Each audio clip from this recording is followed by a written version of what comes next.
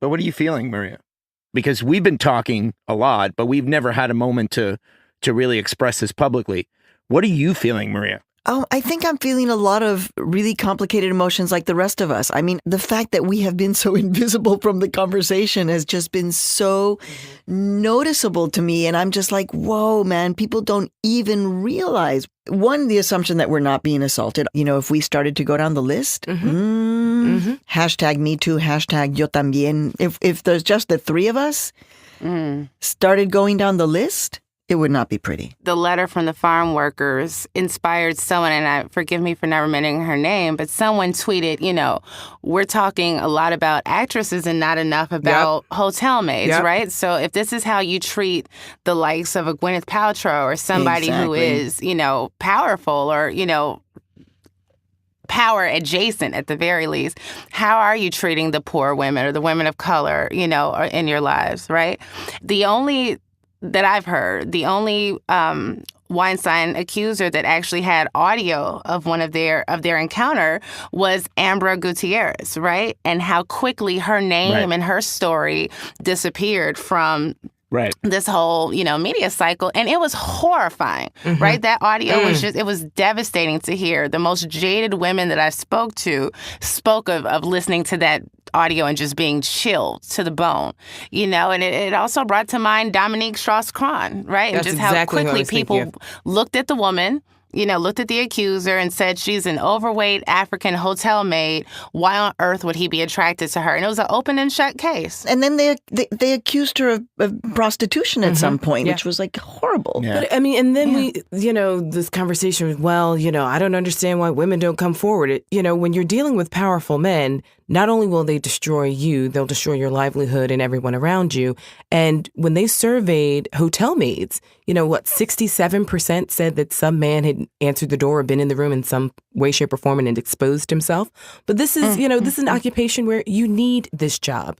This isn't some fun money, right? And you know that if you go to your boss and you say the man in suite 1624 exposed himself, who's going to get fired and who's going to get kicked out of the hotel? He definitely is not going to get kicked out of the hotel, and you are definitely going to get fired. You know, it's very interesting because I've been hearing a lot of women talking about how they feel like, you know, the men who have been setting the tone of the coverage.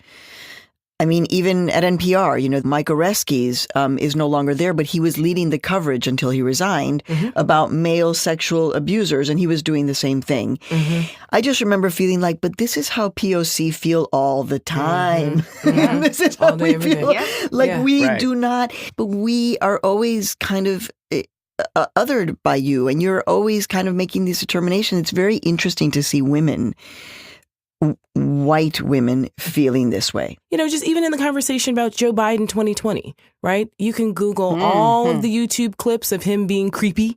And, you know, they call them creepy, but, you know, some people might call it sexual assault when you're whispering in someone's ear or massaging their shoulders against their will or holding them way too closely. But to say nothing about his behavior with the Anita Hill proceedings, right? And when he gave this lukewarm apology last week, to me, it just frustrated me to no end, because when you think about women of color, Black women in particular, who right now are holding up this democracy.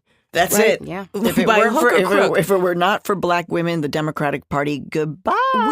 Ergo Goodbye, the ciao. nation. Yeah, and even in the case of the Me Too hashtag, which blew up the internet, everyone's crediting actor Alyssa Milano, right, with starting it. But it was actually started by a woman of color, Tarana Burke, 10 years ago. Yep. So why, Jamila? Why the invisibility? You know, I mean, Yeah, in 30 seconds or less, by the way. It's like, can we talk about the world history? and, you know, of course, I love Tarana. She's a friend of mine. She's somebody I've admired for a very long time. On some level, is it celebrity versus, you know, someone who's not a celebrity? Sure. But ultimately, who advocates for Black women, right? If in our own, in these subgroups that we belong to, if the story of racial struggle has centered around the experiences of Black men, so much so that Black women are more likely to mobilize and come together when a young Black man has been killed or harmed by police than we have been when, you know, something happens to a Black girl or woman. there's nothing resembling sisterhood between Black women and white women, period. Okay? Like there may be their individual friendships, their familial relationships, there are mothers and daughters, but there's no overall sense of sisterhood. They feel no sense of loyalty or protection or connection to us. You know, who listens to us, right? And so who's left? We turn to white guys. You know, we turn to non-Black people of color who have gotten so much of their education on how to deal with Black folks from white supremacy. It's really unfortunate. And that's not to say that we don't have, you know, that there aren't pockets of solidarity among those groups, right? With a lot of Latinx women, with indigenous women.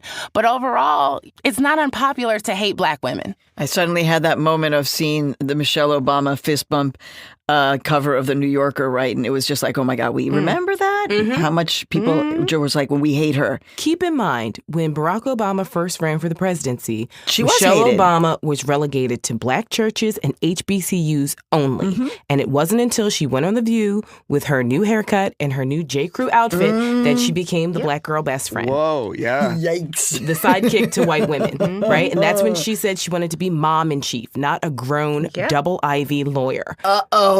But I think white folks like their POCs a certain way, and they especially like their Black women a certain way. And, you know, when you look at Condoleezza and Oprah, you know, both non-married, hyper successful, no husband, no children, right?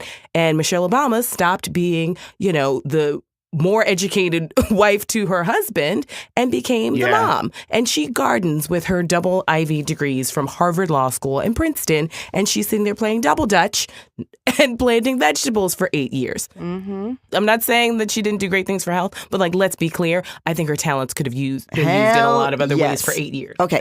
Now, is it also that for women of color, for professional women, for women of color in Hollywood, that for us as journalists, right, that if we come forward, the stakes are just that much higher. We do not have anything to fall back on. That is perhaps another reason why we have not been hearing what we know has happened, that women of color have been assaulted from Hollywood to the hotel rooms and the farms. You know, Black women and women of color are always expected to be the support staff for everyone else, especially when things go wrong. But when we look around, we are always by ourselves in the cold, right? White women are never to be found when it comes time for this. Therefore, you know, the Women's March for me was something that I chose not to participate in. Like, I don't feel the sisterhood. And I think it's false. And I think that white women have to do a lot more to gain my trust before we're in lockstep.